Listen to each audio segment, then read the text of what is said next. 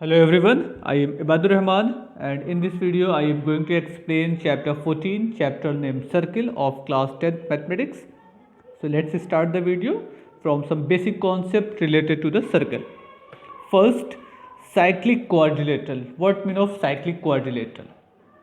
If the vertices of a quadrilateral lie on the circle, it is called a cyclic quadrilateral. Means ऐसा circle जिनके सारे ऐसा quadrilateral जिनके सारे vertices circle के ऊपर है. सपोज ये आपका एक सर्कल है और इसमें quadrilateral A B C D है ना. इसके vertices A B C and D कहाँ पर है? सर्कल के ऊपर है, on the boundary of the circle. तो इस तरीके का क्वाड्रिलेटरल आपका क्या कहलाएगा? Cyclic quadrilateral. So we can say that A B C D as a cyclic quadrilateral. अब साइक्लिक क्वाड्रिलेटरल की कुछ प्रॉपर्टीज होती है, ये हम लोग आगे जब एक्सरसाइज स्टार्ट करेंगे तब देखेंगे कि कौन कौन सी प्रॉपर्टीज साइक्लिक क्वाड्रिलेटरल की होती है. अब यहाँ पे कुछ थ्योरम दिए गए हैं, आइए इन थ्योरम्स को भी देख लेते हैं क्योंकि इसी से रिलेटेड आपके क्वेश्चन होंगे एक्सरसाइज में, तो उनको सॉल्व करना कुछ ईजी हो जाएगा. First theorem, the angle subtend at the center by an arc of a circle is double the angle which this arc subtend at any remaining part of a circumference. अब इसका sense क्या हुआ इस statement का? इन्होंने कहा है circle के किसी भी आर्क से, सपोज कर लीजिए आपका आर्क एज ए बी है यहाँ पे, या इस तरीके से इसमें बन रहा है, या यहाँ पे कुछ आपका आर्क बन रहा है, ये वो अलग इशू है. कहीं किसी भी तरीके का हो, बस सर्कल के किसी आर्क से सेंटर पे जो एंगल फॉर्म्ड होगा, यानी कि ये एंगल आपका, आइए इसको जूम करके देखते हैं पहले. ओके, ये देखिएगा. अब देखिए ये आर्क है आपका, आर्क एज ए बी. इन्होंने स्टेटमेंट ये कहा है थ्योरम में कि इस आर्क से सेंटर पे जो एंगल फॉर्म्ड हो रहा है, मीन्स यहाँ पर जो एंगल बन रहा है वो एंगल इसी आर्क से सर्कल के रेस्ट पार्ट पर कहीं पे एंगल बनाएगा, उसका डबल होगा. मीन्स यहाँ पर जो एंगल बनेगा इसका डबल एंगल यहाँ पर होगा. सपोज कर लीजिए यहाँ पर एंगल आपका 20 डिग्री है, तो सेंटर पे कितना बनेगा इसी आर्क से? 40 डिग्री. अगर यहाँ पर एंगल आपका 60 डिग्री है तो ये एंगल कितना बनेगा आपका? 120 डिग्री. ये एंगल आपका 50 डिग्री है तो ये कितना होगा? 100 डिग्री. तो जो भी एंगल यहाँ पर बन रहा होगा उसका डबल एंगल यहाँ पर बनता है. तो इस थ्योरम को प्रूफ करना होगा. प्रूफ भी अभी देख लेंगे थोड़ा सा कि किस तरीके से बेसिक कॉन्सेप्ट है प्रूफ से रिलेटेड, लेकिन प्रूफ में जाने की कोई अभी ज़रूरत नहीं है क्योंकि अभी जो हम लोगों का टॉपिक है वो इस तरीके से हम लोगों को रीड करना है कि एमसीक्यू बेस्ड अगर क्वेश्चन पूछे जाए तो कर लेंगे, उसके प्रूफ करने वाला अलग से एक वीडियो बन जाएगा. अच्छा, अब इस फिगर में देख लेते हैं. ये आर्क है, इस आर्क ए बी से, और ये rest part of the circle है. इस आर्क ए बी से सेंटर पे जो एंगल बनेगा वो किसका डबल होगा? यहाँ पर जो एंगल बन रहा है इसका डबल यहाँ पर होगा. मीन्स एंगल सी जो भी होगा उसका डबल यहाँ पर एंगल बनेगा. इसी तरीके से यहाँ पर एंगल सी की वैल्यू जो होगी उसका डबल यहाँ पर होगा. अब इसका थोड़ा सा बेसिक प्रूफ देख लेते हैं किस तरीके से ये प्रूफ होगा. बाकी आपके बुक में डेरिवेशन सब दिया होगा, वो कोई इशू नहीं है उसको समझना, लेकिन बेसिक कॉन्सेप्ट क्या प्रूफ का वो थोड़ा सा समझ लेते हैं. सपोज ये आपका एक सर्कल है और ये कहा गया है कि किसी आर्क से, सपोज कर लेते हैं एक आर्क हमारे पास है as a arc A B, ये पोर्शन एज ए आर्क है. इस आर्क से सेंटर पर जो एंगल बनेगा, सेंटर पे कितना एंगल बन रहा है? ये एंगल बन रहा है. सेंटर पे जो एंगल बनेगा वो उसी आर्क से, मीन्स इसी दो पॉइंट से rest part of the circle, rest part of the circle क्या? ये लाइन डार्क वाली को छोड़ के जो ऊपर का सर्कल है उस पर, अगर इसी आर्क से सर्कल के बचे हुए पार्ट पे कहीं एंगल बनता तो जो एंगल यहाँ पे बनता उसका डबल एंगल यहाँ पर होता. सपोज कर लीजिए ये एंगल आपका एक्स है तो ये वाला एंगल कितना हो जाएगा? ट्वाइस ऑफ एक्स हो जाएगा. ये इनका स्टेटमेंट है. इसको हम प्रूफ कैसे करेंगे उसके लिए आइए यहीं पे साइड में समझते हैं कि किस किस तरीके से हम इसको प्रूफ कर सकते हैं. अब इसके प्रूफ के लिए सबसे पहला काम तो हम एक सर्कल बना लें, जो चीज़ें हमको प्रूफ करनी है. ये सपोज कर लीजिए सर्कल है और ये एक आपका आर्क है, पॉइंट ए और बी हमने सपोज किया, तो यहाँ पे भी पॉइंट ए और बी सपोज कर लेते हैं. ये आपका सेंटर हो गया, ठीक है ना. ये लाइन है ना, पॉइंट सी यहाँ पे सपोज कर लेते हैं। इसी तरीके से यहाँ पर एक पॉइंट सी ले लेते हैं, इसको इससे ज्वाइन कर दीजिए और ये कर लीजिए। देखिए ये वाला हिस्सा अगर हम इसको ऐसे डॉटेड कर देते तो ये वाला पोर्शन हमारा तैयार हो गया। इसी तरीके से हम इधर बना लेंगे, ये हो गए और ये ज्वाइन कर दी। इसको थोड़ा सा स्ट्रेट लाइन है, इसको आगे बढ़ा देते हैं। क्यों बढ़ाया अभी वो समझ में आएगा आपको। ये पॉइंट ओ था तो यहाँ पे पॉइंट ओ सपोज कर लिया गया। अच्छा अब देखिएगा, जो बेसिक प्रॉपर्टी सर्किल की ये होती है कि सर्किल की रेडियस सेम होती है। अगर हम इस ट्रायंगल की बात करें तो इस ट्रायंगल में सी ओ एंड ए ओ ये रेडियस आपकी सेम है। If radius are same then just opposite angle of the radius are also equal. मीन्स इस रेडियस के अपोजिट एंगल ये है, सिर्फ ये इतना एंगल, इधर वाला नहीं, सिर्फ ये बोल रहा हूँ, ये एंगल, और इस रेडियस के अपोजिट ये एंगल है, तो ये एंगल आपका सेम होगा। अगर इसको ए सपोज कर ले तो ये एंगल आपका क्या हो जाएगा, ये भी, ये वाला एंगल आपका एज ए हो जाएगा ना। अच्छा ये राइट सॉरी, इस ट्रायंगल में ये एंगल आपका क्या कहलाएगा, एज ए एक्सटीरियर एंगल ना। ये इस ट्रायंगल का एक्सटीरियर एंगल ये है। तो एक्सटीरियर एंगल की प्रॉपर्टी ये होती है कि exterior angle is equal to just sum of two opposite interior angle. इस एक्सटीरियर एंगल इस दोनों एंगल के सम के इक्वल होगा। तो ये एंगल ए है, ये एंगल ए है, तो ये कितना हो जाएगा आपका, ये हो जाएगा 2a। कौन सा एंगल, ये वाला एंगल आपका हो जाएगा 2a। क्लियर। अच्छा इसी तरीके से ये रेडियस है और ये रेडियस है, यानी कि ये दोनों एंगल सेम होंगे। तो ये बी सपोज कर ले तो ये भी एंगल बी होगा। वापस ये एक्सटीरियर एंगल है, ये कितना हो जाएगा 2b। अब देखिए ये पूरा एंगल आपका कितना बन गया, एंगल 2a प्लस 2b।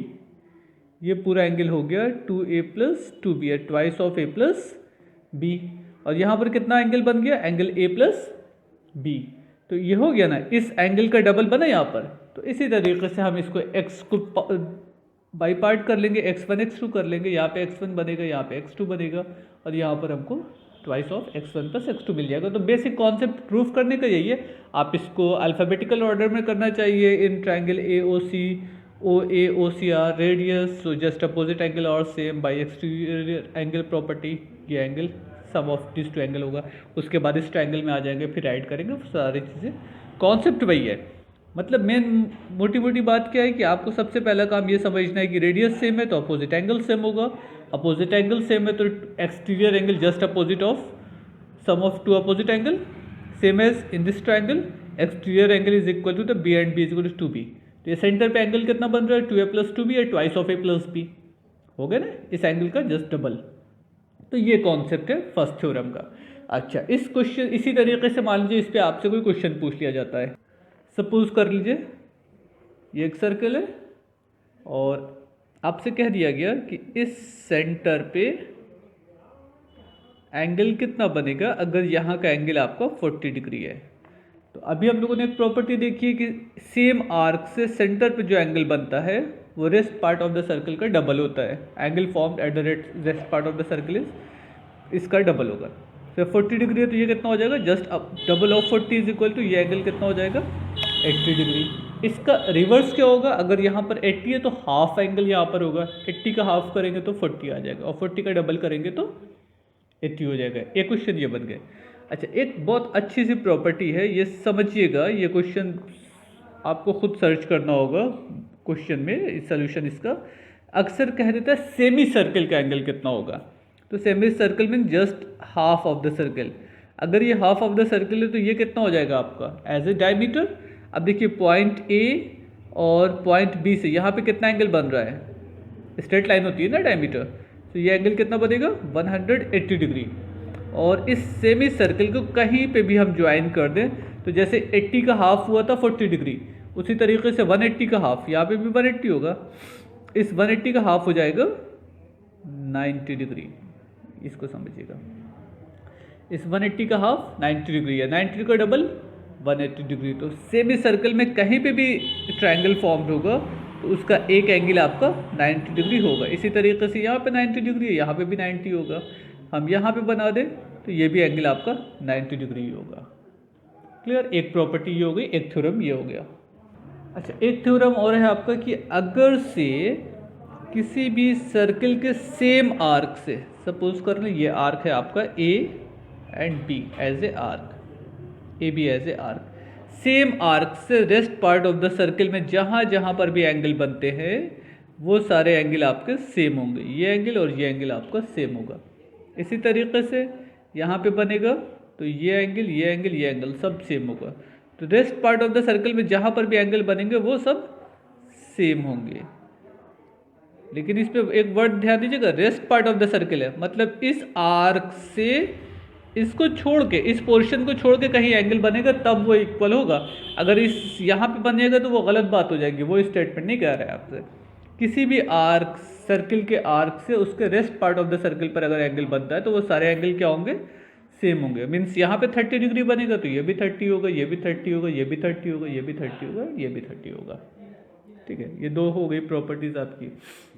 एक और बता ही दिया है कि सेमी सर्किल का जो भी एंगल होता है वो राइट एंगल यहाँ पे बनेगा ना। सेमी सर्किल का जो ट्रायंगल फॉर्म्ड होगा वो राइट एंगल होगा, बाकी ये डायमीटर होगा तो स्ट्रेट लाइन है तो 180 डिग्री आपका होता ही है। तो 3 प्रॉपर्टीज़ हो गई हमारी। अच्छा, एक और है, सबसे पहले जो वीडियो स्टार्ट हुआ उसमें हम लोगों ने बात की साइक्लिक क्वाड्रिलेटरल। तो कुछ साइक्लिक क्वाड्रिलेटरल की प्रॉपर्टीज़ होती है वो भी देख लेते हैं।